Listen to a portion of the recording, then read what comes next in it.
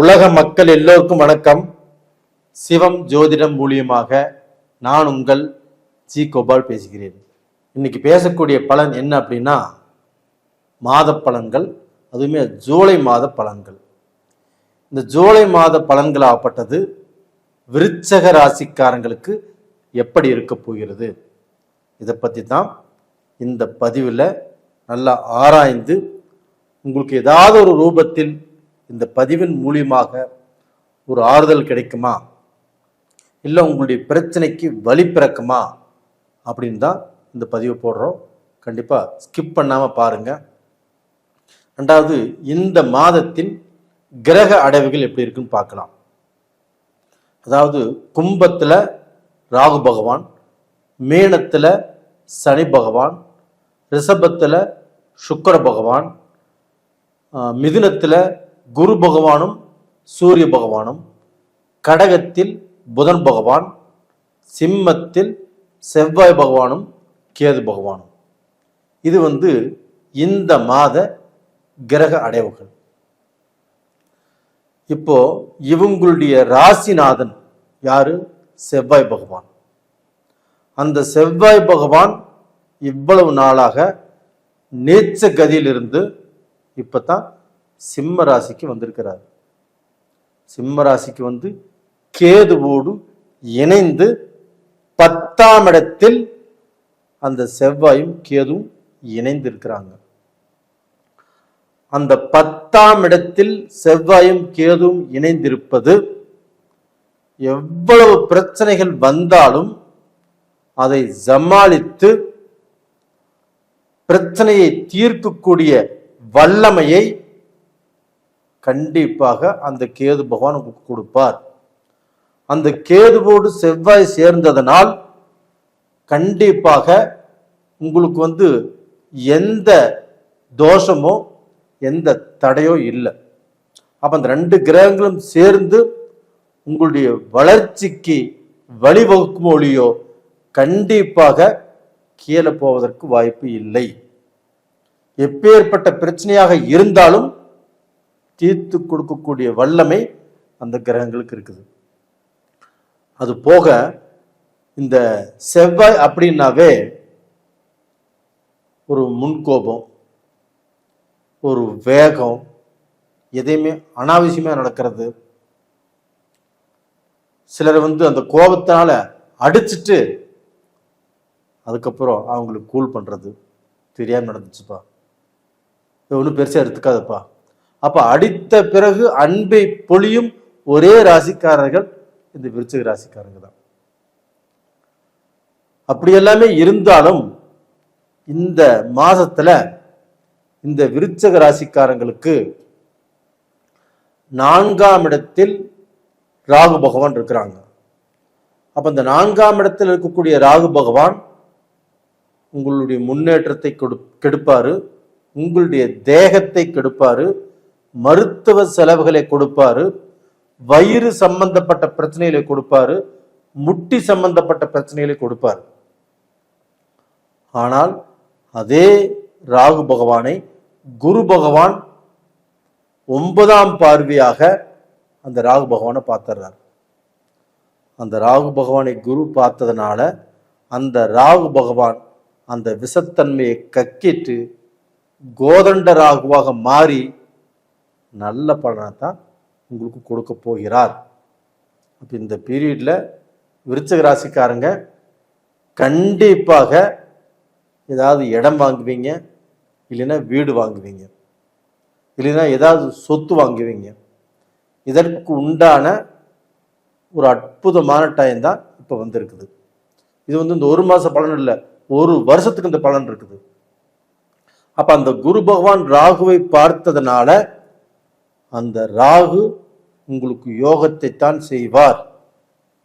அப்போ இப்போ கொஞ்சம் பணம் வச்சுட்டு இன்னும் கொஞ்சம் பணம் பத்தாம இருக்குது, நம்ம இடம் வாங்கணும், இல்லை இந்த வீட்டை வாங்கணும் அப்படின்னு முயற்சி பண்ணிட்டு இருக்கிறவங்களுக்கு இந்த மாசத்துல அது ஒர்க் அவுட் ஆயிரும்.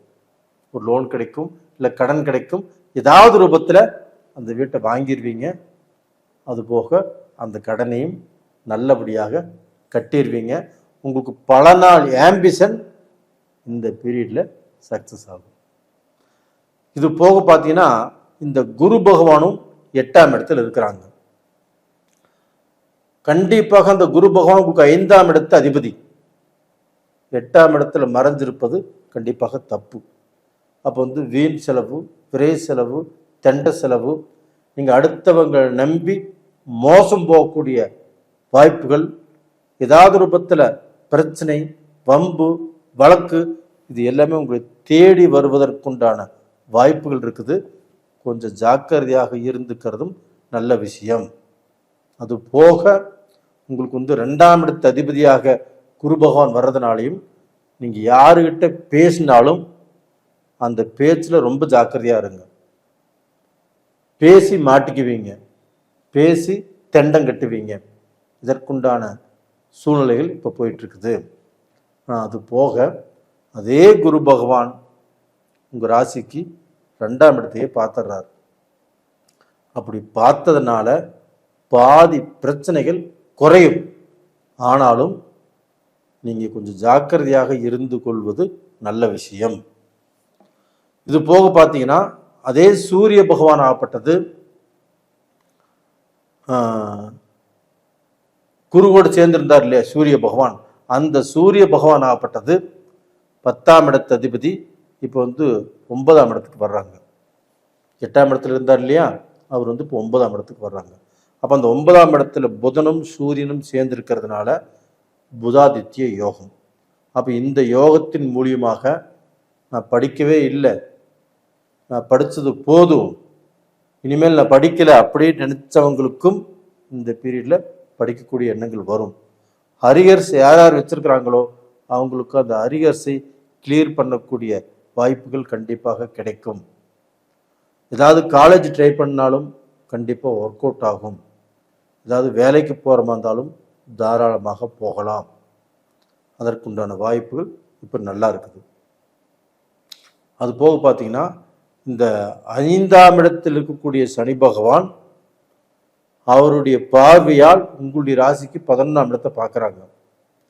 அப்படி பார்க்கறதுனால கண்டிப்பாக நீங்கள் வெளிநாடு போவீங்க, ஃப்ளைட் ஏறி போவீங்க, வெளி தேசங்களுக்கு போவீங்க.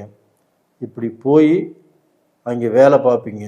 இல்லை அந்த வெளியில் இப்போது சிங்கப்பூரில் இருக்கிறாங்க, ஜப்பானில் இருக்கிறாங்க, ஜெர்மனியில் இருக்கிறாங்க, இந்தோனேஷியாவில் இருக்கிறாங்க, யுஎஸ்ல இருக்கிறாங்க, கனடாவில் இருக்கிறாங்க, லண்டனில் இருக்கிறாங்க, சுவிட்சர்லாந்தில் இருக்கிறாங்க. இது மாதிரி வெளியில் எத்தனையோ கண்ட்ரியில் எத்தனையோ பேர் விருச்சிக ராசிக்காரங்க வாழ்ந்துட்டு இருக்கிறீங்க. உங்கள் எல்லாத்துக்குமே இப்போது நீங்கள் அங்கே ஏதாவது சொத்து வாங்கலாம், அங்கே இல்லைன்னா அங்கே பிஆர் வாங்கலாம், அந்த நாட்டுடைய குடிமகன் ஆகக்கூடிய வாய்ப்புகள் உங்களுக்கு நல்லா இருக்குது. முயற்சி பண்ணுங்க, கண்டிப்பாக நல்லது நடக்கும். நேயர்களே, இந்த பதிவு பிடிச்சிருக்குன்னு நினைக்கிறேன். பிடிச்சிருந்தா லைக் பண்ணுங்க, சப்ஸ்கிரைப் பண்ணுங்க, உங்கள் நண்பர்களுக்கும் ஷேர் பண்ணுங்க. அதே சமயத்தில் எந்த விதமான தடைகள் வந்தாலும் நீங்கள் பயந்துக்க வேண்டியதில்லை. குரு பகவான் உங்களுடைய ராசிக்கு 2ஆம் இடத்தை பார்க்குறாங்க. அது போக 4ஆம் இடத்தையும் குரு பகவான் பார்க்குறாங்க. அந்த ராகுனால் வரக்கூடிய தோஷம் உங்களுக்கு ஒன்றும் பண்ணாது. இந்த கேது பகவானும் உங்களை ஒன்றும் செய்ய மாட்டார். 10ஆம் இடத்துல அந்த கேது பகவான் செவ்வாயோடு இணைஞ்சிருக்கிறாங்க. உங்களுக்கு வரக்கூடிய பிரச்சனைகளை உங்களை சுற்றி ஒரு அரண் மாதிரி கண்டிப்பாக உங்களுக்கு எந்த பிரச்சனைகளையும் வர விட மாட்டாங்க. தைரியமாக இருங்க.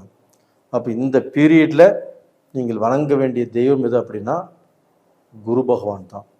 குரு தட்சிணாமூர்த்தியை அந்த சுண்டக்கடலை மாலை போட்டு அந்த குரு வியாழக்கிழமை அன்னைக்கு ஒரு நமஸ்காரம் பண்ணிட்டு வந்துடுங்க. அப்படி இந்த பீரியடில் போவது ரொம்ப ரொம்ப நல்லது. நீங்கள் என்ன பிரார்த்தனை பண்ணுறீங்களோ அந்த பிரார்த்தனை கண்டிப்பாக பலிக்கும். நல்லா இருப்பீங்க. நேயர்களே, இந்த பதிவு பிடிச்சிருக்குன்னு நினைக்கிறேன். லைக் பண்ணுங்கள், ஷேர் பண்ணுங்கள். உங்களுடைய ஜென்ம ஜாதகத்தில் நிறைய பேருக்கு நீங்கள் பலன் சொல்கிறதெல்லாம் கரெக்டு. ஒரு சிலருக்கு இந்த பலன் நடக்குது, ஒரு சிலருக்கு நடக்கலை. அப்படிங்கும்போது உங்களுடைய ஜென்ம ஜாதகத்தில் நடக்கக்கூடிய தசா புத்திகள் இதில் தான் ஏதோ ஃபால்ட் இருக்குது. அதனால் உங்களுடைய ஜாதகத்தையும் பார்த்துக்கோங்க. உங்களுக்கு தெரிஞ்ச ஜோசியம் இருந்தால் பாருங்கள், அப்படி இல்லைன்னா இங்கே அனுப்பிச்சி வைங்க, நான் பார்த்து சொல்கிறேன். உங்களிடமிருந்து விடைபெறுவது உங்களின் ஜி கோபால். நன்றி, வணக்கம்.